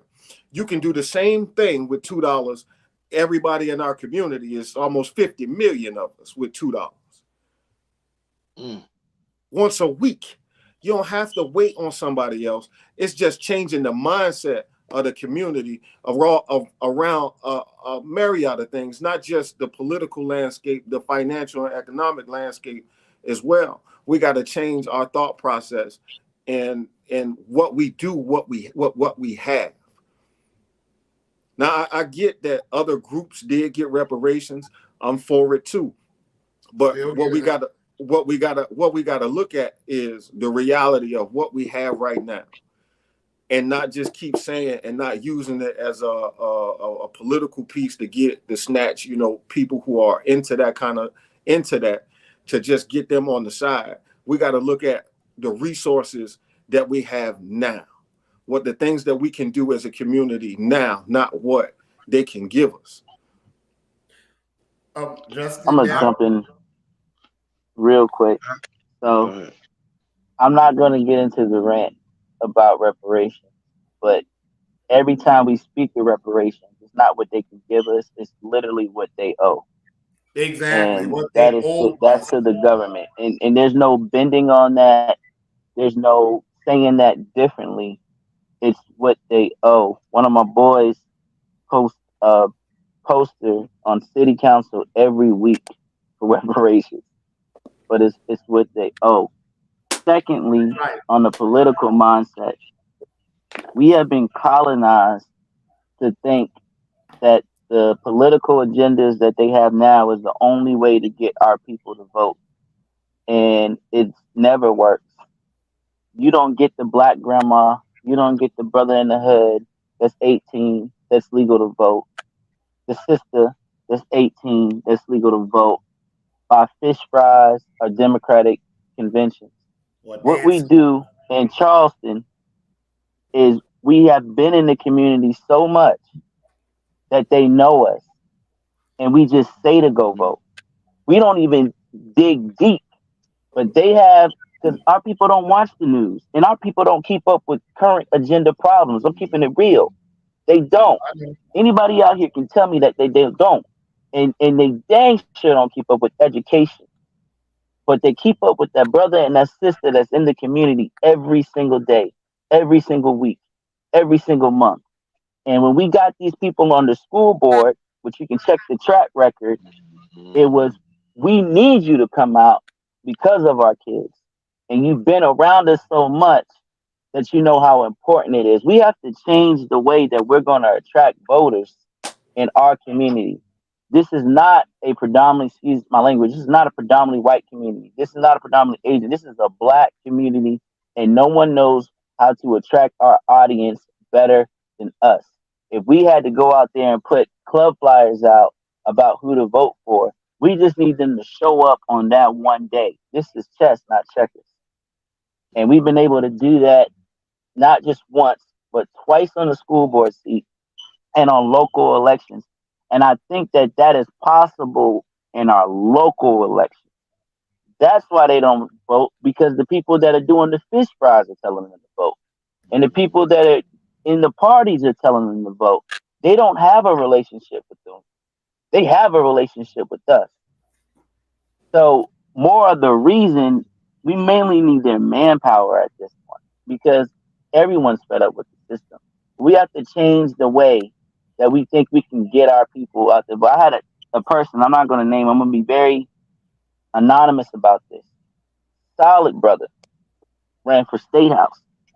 I told him, he from my hood. I said, listen, bro, go to the black churches. Every black church out here knows you. Go to the black churches, connect with them, and get them to come out and vote for you. That is how you're going to win. I had studied the statistics and everything. They played the political game. And we always been. I don't want to say people don't bend. Every time you play that political game, our candidates, they bend because they believe that that's the way that they can get into office. And I disagree with that. We have the manpower. Charleston is over like 50%. North Charleston is like 48% black. That's not including the non-black people that'll still vote for you because you stand for the right thing. You know? So it's more on how we attract our audience and control of ourselves rather than trying to play their game and play by their rules. They don't even play by their rules. So that's all I got to say about politics. I'm going from experience when I went voting. A lot of, I call them uneducated voters. They always go at this thing voting Democratic straight. The problem with that is you have certain ones that's in that Democratic that you just don't know about. You don't even know their faces. So you like vote local, but who are the person I'm voting for? I'm not just gonna sit there and just cast my vote because his policies can be totally different. And from my experience of what I learned, as far as even with this organization, you have people that you have the have and the have-nots. The haves are coming to the have-not community and say, "Oh, we're gonna do this for you," but then when they get in office, they ignore the cries of those who don't have. So that's where I'm like, vote you. And then when you go in there, you're looking at these faces. Who is this? I don't even know this person. So you don't even know who you're voting for. You're just That's why I was saying the candidates don't engage. They don't. And you looking, so you really like any, mini, money, mo, who I should pick, all these different ones, and I don't even know because they don't even interact. They don't even come into community to let their faces be known. They only come around when it's voting. I done told them before, y'all gonna stop that because I'm active in these streets and we're gonna run you off. Especially if we know you already in office and you're turning a blind eye and closing your ears to the cries of those who are suffering. Then when you get in there, you sell out. You participating in red zoning, changing districts. You're doing nothing.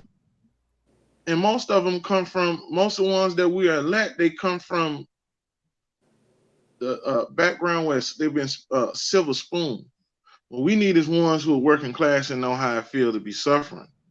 And that's coming from us, not ones who are distant outside of us and don't know what's coming in. And they salute. No, we need the ones that know the solution in solving those problems.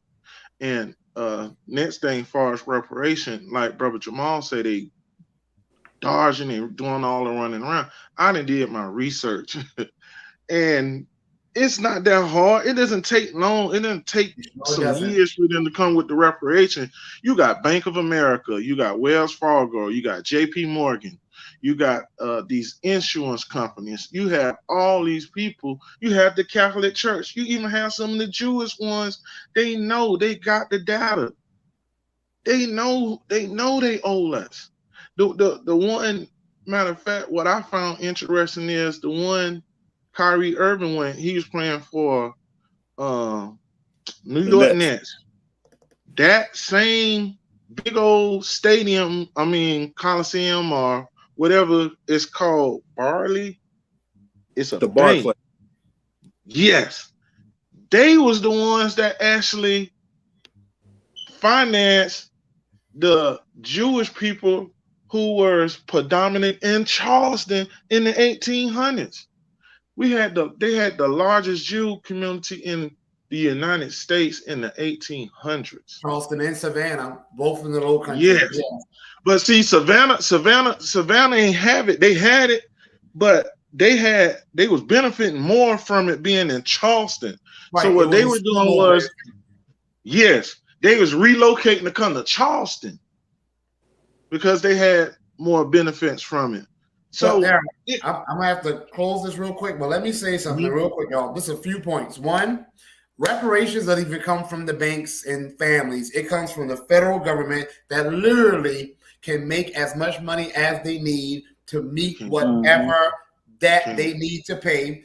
As I was saying before y'all came on, right now the federal government is canceling trillions of dollars in debt.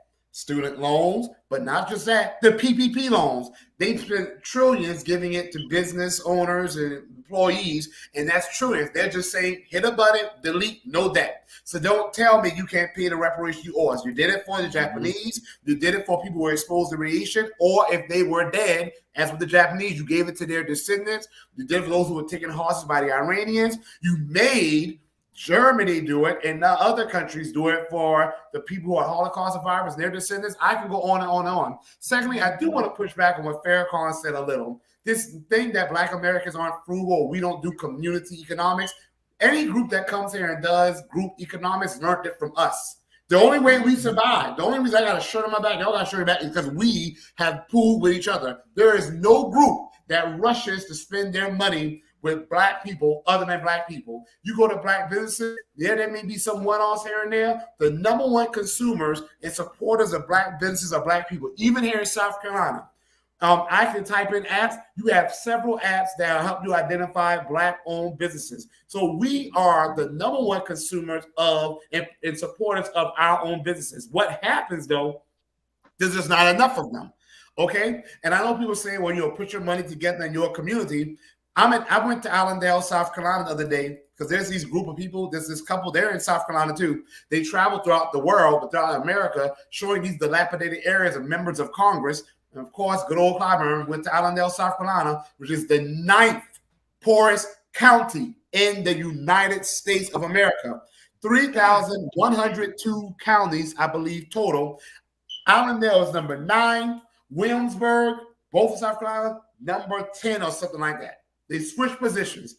The people in Allendale, they start businesses there all the time. And the Black people in Allendale support these businesses all the time. There's just not enough Black money to keep these businesses afloat. That's the issue. And these other groups who we support freely, because there's so many of their businesses, they're not knocking themselves over trying to support us. So I do push back on that a little. Black Americans don't give our money to the system. The system has taken our money, which is like what Chuck said. Reparations are old. We will have more Black businesses if we had what we were owed. We will have our thriving communities if we had what we was owed. We did it in spite of this government. There was not just one Black street in Tulsa, Oklahoma. There was some. South Carolina had 3, I think. Rock Hill, Columbia, Charleston, 4, and Hamburg, which is like Aiken, Augusta, Aiken, South Carolina, North Augusta, South Carolina area. Florence had one too. Huh? Florence had one Florence too.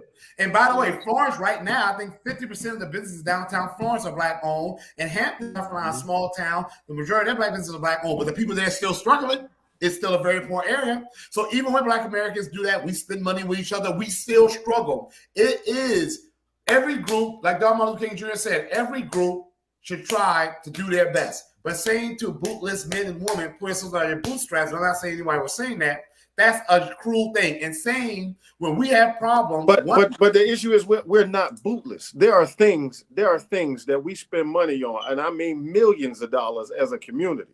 I don't have the list in front of me right now, but you can go through and look at what Black Americans spend on Hennessy a year. You can go back and look at what Black Americans spend millions of dollars on sneakers and other things other high dollar things that we really can't afford. You got people who live in Section 8 housing who buying their kids $1,000 cell phone and $300 sneakers, and they're not shopping at Target. I'm telling you, these are lifestyle things that we can make changes to. When you go to NACA or one of these programs and try to buy a house, the first thing they go over with is your budget, and they find out where you're spending and wasting your dollars in order for you to get into a home.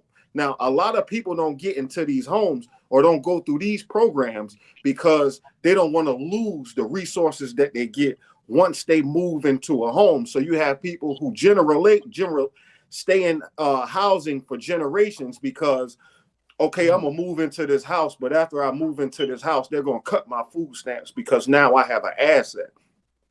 Well, there's 2 things. One, do people make individual bad decisions? Absolutely. But there are a lot of individuals making individual bad decisions. And people Okay, But we gotta say the source of that though. If we're gonna bring Right, that I'm up, we saying you gotta have say to the have the source source. of I will also history say on this. where that came from. It's a problem, correct, but that was a systematic problem designed and forced on us. No It's a lot of grandfather things. raised somebody to live in It's a lot houses of things One at a for the time, besides rest of y'all. their being lives. systematic, One but at a we You have to time, know, make y'all. a choice. One at a We time. have to make a Okay, choice. Jamal, let Chuck finish his point real quick, and then you go. I agree that we have to make a choice, but in response on that being a reason on why we aren't old No, no, no, reparations. no, no, no, no. That's Yeah, not what I said. That's not what I said. to say, let me finish to say, well, there's nothing we can do about reparations, so let's focus on this right now. When there's some people saying, no, bro, this is mandatory on what they need to give us. And now, I personally know that I don't think that this system is ever going to give it to us. But Oh, they will. when we go to these lanes on where the black family's at and then use solutions on, well, we need to fix these lanes, we need to teach them. I mean, to me, I just feel like they both have to be intertwined. We have to, every time we say that, we have to let people know where it came from, because the people that are going through that are on Section 8 for 20 years, they don't know where it came from. The people that are on But child support are going through, they don't know where it came from. So before we can educate them to get those assets and protect those assets, they got to know the position that they're in now, not just where, like how it got there, you know. And I always stand on that, because that's how we educate our people to push out of those situations. We got to let them know where it came from. They well, don't even I know want that. to say most people know where it knows where it come from. A lot do. I ain't gonna say They most. don't, bro. A If you lot, go a to the lot, hood, they don't. a lot of people know. If A you go lot to of the people. projects right now, they don't. Justin, let Jamal make his point, because then I have something A else. Okay. lot, a lot of people, and when. So first, when we talk about going to certain places, I want y'all to understand. I grew up in South Philadelphia. I went to school where it was two projects. In between two projects, we stayed in the projects for a little while. All of that stuff was on assistance. All of that stuff. I wasn't Juneteenth Jamal all the time either. So I know lifestyles, and I know what people into, and I know what people can do, because there are people who are going through programs to better themselves, and they're becoming better from it. So going back on and that's why I don't like getting sidetracked talking about, what I'm saying, things that, what I mean, it's a point to make. But when we talking about, I'm not saying no, we not do reparations. That's not my argument. What I'm saying is, instead of, you just said yourself, you don't think we'll ever get it. So do we just keep asking for it, or do we start making an effort on our own to better ourselves in our community? Okay, I have to push you back on that point real quick. Okay, one, y'all, we're not asking. It's a demand. Two, that's the whole point of this show tonight. If the system, our ancestors didn't say, well, the system ain't going to let us free ever, so we just going to sit here and work. Our ancestors said, no, we're going to make the system do what they need to do. Our ancestors didn't sit at the civil rights era and say, well, I don't think they ever went in Jim Crow, so we just going to sit there. Our ancestors, no, not our ancestors, because we got millions, tens of millions of black people right now who are alive at that time. So these are our ancestors, these are our parents, grandparents, great-grandparents. They said, we're going to make the system do it. And it wasn't just about voting. They weren't just stopping us from voting. They were stopping us from running for office. You mixing my words, bro. I'm not responding right now. Yeah, but I don't know. I'm responding in general. I'm responding in general. You say when you say, hold on, let me say. I'm gonna push back on the you said I'm gonna push part. back on that. I'm gonna push back on the economic part, but not this part. Is just in general about the system in general. Now, when it comes to running for office, you notice they'll get a black face in office, but they're not gonna do anything for black people, or they'll pretend they are, and they'll set it up to fail. Like making things about race when they know policies has to be linear status based, not race based. That's a whole other conversation. So if the system's not treating us right, my whole thing, like I said when I started, is to take over the system. As far as economics go, okay, one, Every study, the Consumer Federation of America and Survey of Consumer Purchases have shown that Black Americans are the most frugal. Then one study they did that even if Black Americans stopped buying Jordans and cell phones, we would still not have see one iota of increase in our wealth. The second thing is Black Americans more than any other group spend the majority of our paycheck on food and paying bills, clothing, okay, and rent. That has been proven. We have very little disposable income. Now, a Black person buying fancy shoes or a fancy cell phone, I don't think that's anything for should be denigrated, because it's like I said, it's been shown that even if we did not, even we bought the cheapest shoe, the cheapest cell phone, we will still not see one iota increase in our wealth. Okay, and Black people being able to enjoy themselves, even when we were living in sharecropping era and had little to nothing, our people were still going out having a good time even then. The thing is this, like I said when I did my little interview in Allendale County, when other groups have problems, their neighborhoods are dilapidated, no one say, the government doesn't say to them, here's what you should be doing. The government say, I'm going to do this for you. Only with Black Americans, because we've been treated so badly, only with us do we say this is what we should be doing. No, it's time for us to take that corrective energy to the people who did us wrong. And if the people who did us wrong are not going to listen, then we replace the people who've done us wrong. I'm not talking about showing up and voting and helping people vote. What I'm saying are Black men like y'all who are known on the streets, who have a connection with the community. I'm saying Black men like y'all should be the persons running for office, because I bet you if you do, you will win overnight. And y'all have the heart to do it, and y'all have the guts to do what's right, because y'all not going to let them get in office and intimidate you. What I'm saying, if someone gets in office and makes a promise to us, don't expect them to keep their word. We make them keep their word. These white people here in South Carolina, they don't hope and pray Lindsey Graham keeps his word to them. You should see the way they talk to them. They say, you better do it or you won't pay.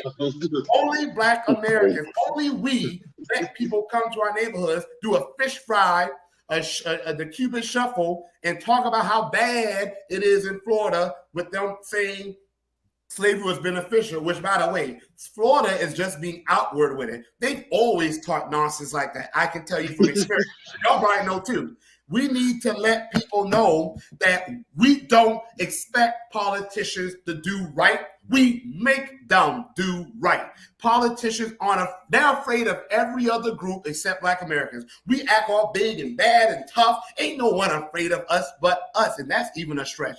If they were truly afraid of us, Clyburn couldn't come up in these streets and just walk around like he's the king. Not when he has the sixth poorest district in America out of 436. Not when he wrote reparations bill for the Catawba Native Americans who were former enslavers and they made their number one profession hunting our ancestors down.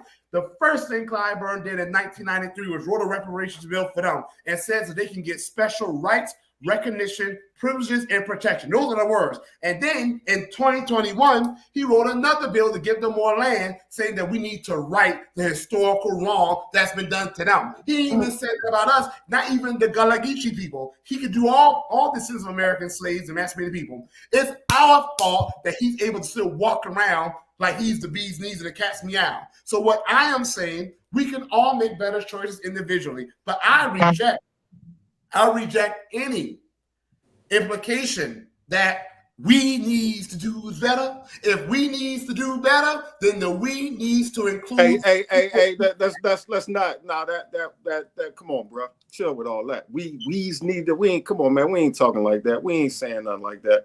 That's why I'm saying that. Yeah. But I'm saying it now. That's why I'm saying don't mince my words by saying it. You know what I'm saying? By playing on it like that.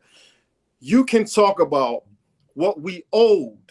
Jamal, 2 minutes. I'm gonna end this. So you make your last. I got you. You could talk about what we owe till the cows come home, bro. We could talk about replacing people after their term is up till the cows come home. But there has to be something in place that we decide as a community until that happens that we gonna do. Okay, Jamal. Name a time in history where Black Americans just didn't do anything to benefit ourselves, to better ourselves. That's why I said you mincing my words, bro. I'm asking a question. But you asking me an irrelevant question. That's not what I said. What I'm saying is we have to say, okay, if this ain't happening right now, then I'm gonna do this. Are we not doing that already? We do it every day when you tell you ain't got enough to pay the water bill, the light bill, and the cable bill. When you say, okay, I'm gonna just pay this thing until I get my next check so I can do this. We make the decisions all the time. So, I'm saying if we start making them as a collective, and then we look at other places where we can invest money for it to grow, then we ain't got to just ask the whole time about what we owed. We can say we owed it. We could say we owed it. We could say we owed it again until the cows come home. But you wait on it to happen.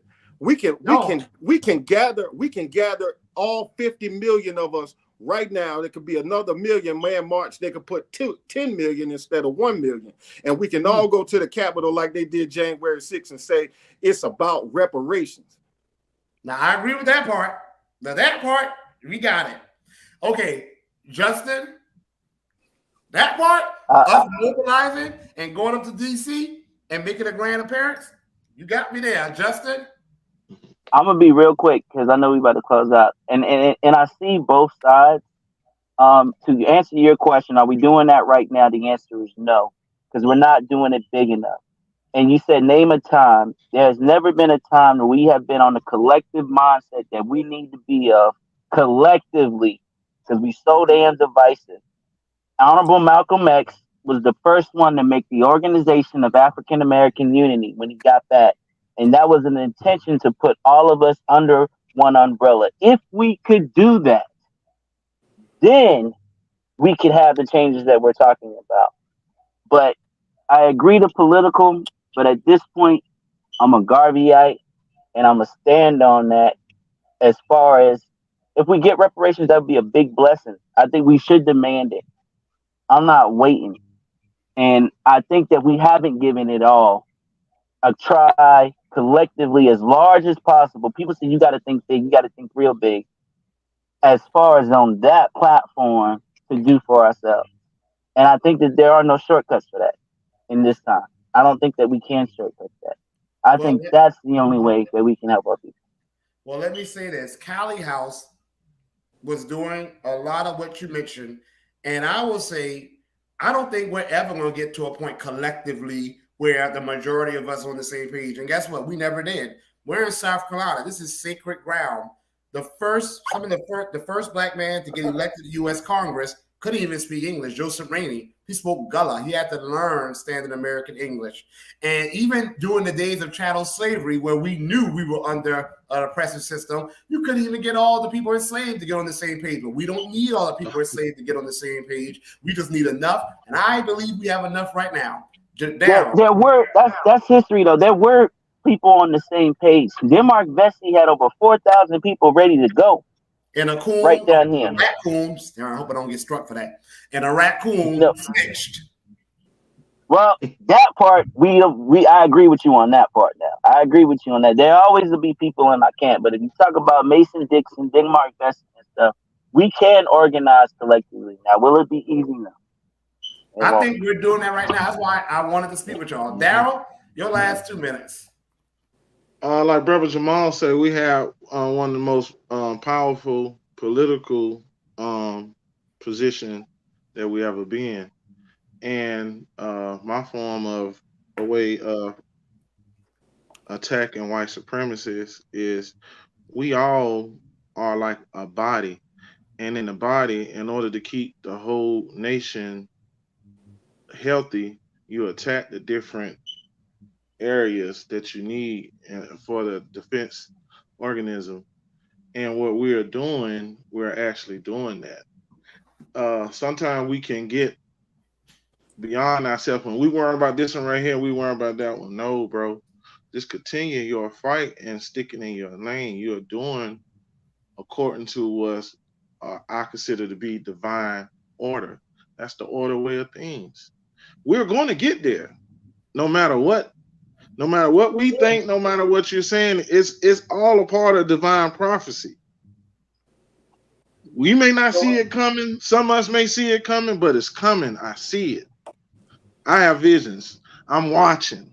I'm constantly watching. I'm constantly getting banned off Twitter. I'm constantly getting in Facebook jail. In Instagram, I'm watching it. And they do fear us now. Don't get it twisted. Because they didn't fear us, they wouldn't keep us distracted. Every time we come into this unity, even like far as the thing in Alabama, now you're starting to see a lot of them starting to hit them upside the head. I just seen another video where he was hitting them upside the head.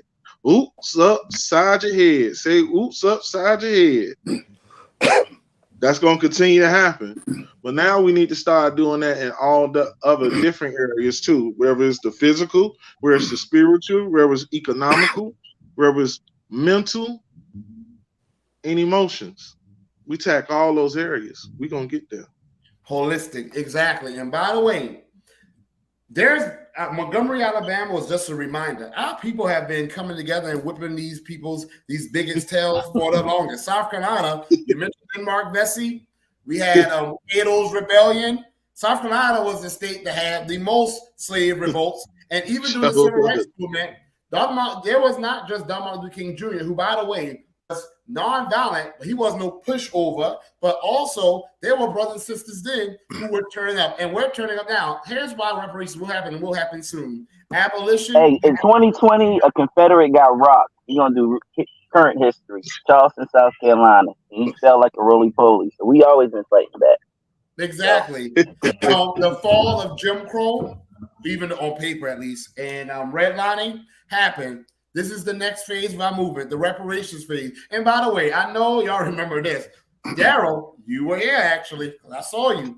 Remember when this happened and we broke South Carolina, showed that we weren't going there? Remember that white guy who was, I don't know, the black guy was in the neighborhood. I don't know what's going on in the other projections. Yeah. He was picking on that black boy, so everybody showed up. Now, you had some Black Lives Matter people. I don't know. I'm guessing with the local branch, they were giving speeches. Some brothers and sisters like, I ain't here to give no speech. They're like, you want to push somebody around? Come push me around. And remember, they had to fly him and his whole family, not just out of his house, not just out of the neighborhood. They had to fly him out of state. Oh, so yeah. We've been turning up. You know who that guy was, right? When they was like, dude say, and that was me. I said, man, I didn't come to march. I came to fight. And Tariq Nasheed and all them they shared it all over Twitter. My people, my cousin, man. Oh, you know how I recognize you? Because I was looking for that clip, and I saw you. I saw you back there, and they was like talking. You was like, nah. You was like, I don't know what you were saying. You're like, nah, I ain't here to hear no speech. And there was some other guys with you. It was a few ladies. They was like, nah, come on, we just want to talk. Come outside. They're like, we don't even got no gun. We just want to talk. Kate. I think some people definitely were caring. So thank y'all for joining me. I'm gonna say this. One of my goals, is to try to get guys like y'all to run for office. The system, if a system is always going to be around, and the American government is going to be around, at least as far as we know, if the system's going to be around, we have to work under the system. If it's not doing it right, and it never has, then we have to take over the system. And people come up with ways about, why we can't do it. Our ancestors did it in the 1860s. They even did it. Some even did it in the 1900s and earlier than that. If they can do it, then they will be spitting in our face right now if we are coming up with a reason why in the 2020s we can't. And the reason why, they didn't just rob us of our right to vote. Remember, y'all, they kept us from running for office. And they want us to think the civil rights movement was about integration. No, it was not. My great-grandmother even told me it was about getting equity, okay? They made an integration to get that little fairy tale story. Now they want us to think that they just denied us our right to vote. No, they denied us our right to run for office because they knew that we got the idea that's where power really lies. That's why they tried to kill Robert Small several times, okay? That's why they tried to assassinate a lot of our people in office. So y'all, I think y'all, guys like y'all, women like y'all, in the streets are the best people to run for office. That has been my goal. Not looking down on guys like me or people who may not be quote unquote in the streets, but we need, we are always been a diverse people. We've always been a diverse people. There's no one type of guy or one type of woman to whom our people relate. We need to kill that stereotype. But I thank y'all for coming. Which y'all go what? Hey, if there's a link where people could donate to any of your organizations.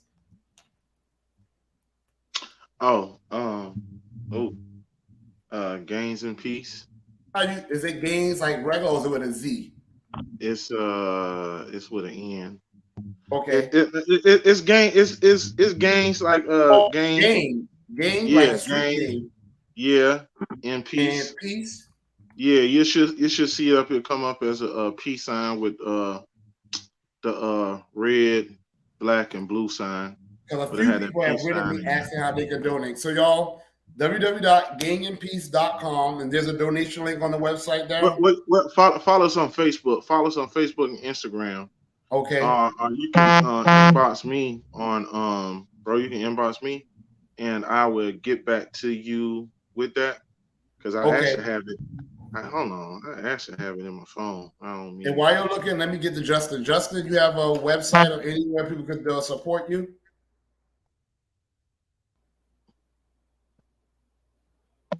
I think we lost Justin. Yeah. One of the brothers. No, Justin there. Justin, Jamal died. His phone died. Oh, his phone died. Okay. Oh, there he is. Okay. Yeah, we got a cash out, but you can donate your time. The South Carolina Black Activist Coalition, spelled out all correctly, is open to any Black king or queen in the state. You join the Facebook group, and we've got several different ways that you can get involved. Several different platforms: security, education, healthcare, and then after that, you can donate. The South Carolina Black Activist Coalition, donate your time. Okay, I'm actually on that Facebook chat, by the way, too. South Carolina Black Activist Coalition. Okay. Coalition. Yep. Is it activist with an S? No, just activist. Okay, I got it. South Carolina Black Activist Coalition. Okay.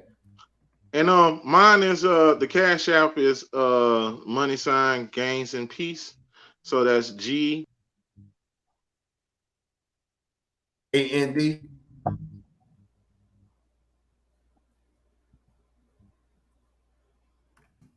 I don't know if I'm lagging or y'all lagging.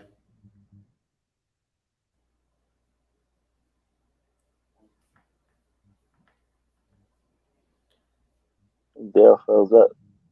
Yeah, you there? Yeah, Daryl, you froze. Just Daryl, if you can hear me, thank you for joining.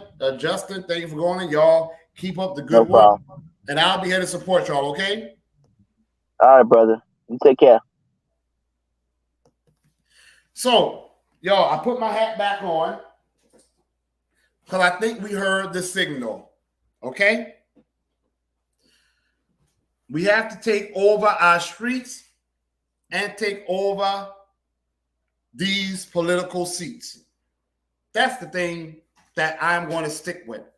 Trying to do the streets without the political seats will stop you from taking over the streets eventually.